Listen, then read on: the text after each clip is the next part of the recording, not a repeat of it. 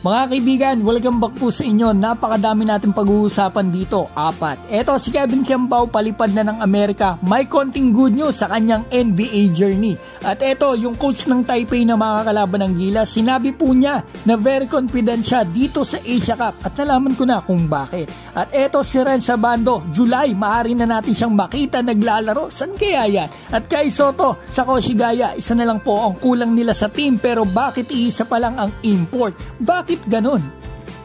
Simulan po natin kay Kevin Kiambao at sa kanyang NBA journey. 3 days na lang po, June na, so ibig sabihin lilipad na siya patungo ng Amerika. Kasi yan po ang sinabi niya nung nakaraan. First week ng June, punta niya ng Amerika, may 4 to 5 NBA camp siya.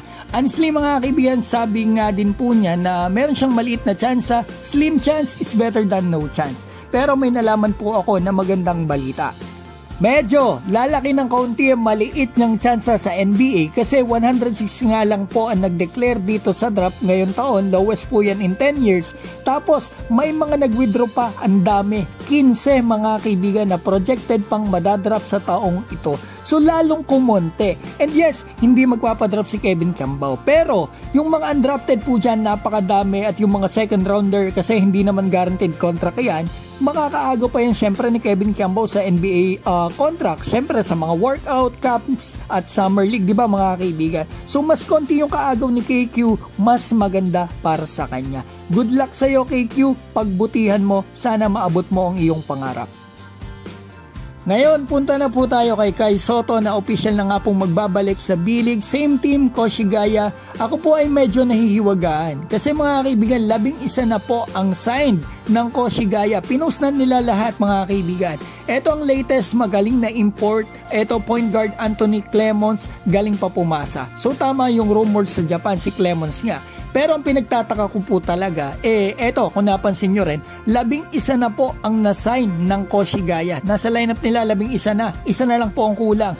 Pero ngayon, iisa pa rin ang import. Sa 11 player po ngayon ng Koshigaya, iisa pa lang po ang import. Siyam po dyan ay local, kasama na po yung Diawara na bago na mukhang import, pinanganak pala yan sa Tokyo. Si Kai pang 10, Clemons pang 11, so pang 12 import yan, baka po yung Smith na rumors sa Japan. So dalawa lang posible ang import ng Koshigaya. Hindi ko po alam kung bakit at paano. Sa bagay, pang world import naman po ang laro ng ating kababayan na si Kai Sotto, pero i-update ko rin po kayo kasi talagang nalilito ako dito sa lineup ng Koshigaya ngayon. So ito mga kaibigan, bilisan ko na to kasi magandang topic po ito. Nakausap ko po yung coach ng Taipei na makakalaban ulit ng Gilas dito sa Asia Cup na tumalo sa atin nitong nakarang window. Etong si Gianluca Tucci ng Taipei. Ito sinabi niya sa akin mga kaibigan, sa June magsisimula na po sila ng preparation para sa Jones Cup and Asia Cup. Very confidently, talagang mataas ang kumpiyansa niya dito sa Asia Cup. Makakalaban niya, Gilas Pilipinas at New Zealand. At ito, sinabi pa niya sa akin mga kaibigan etong Hinton kasi natanong ko yung Hinton brothers na magaling NBA prospect. Ito sinabi niya na magpa-participate daw po yan sa Jones Cup, then ipapanalize daw po niya yung listahan, yung lineup sa Asia Cup sa July.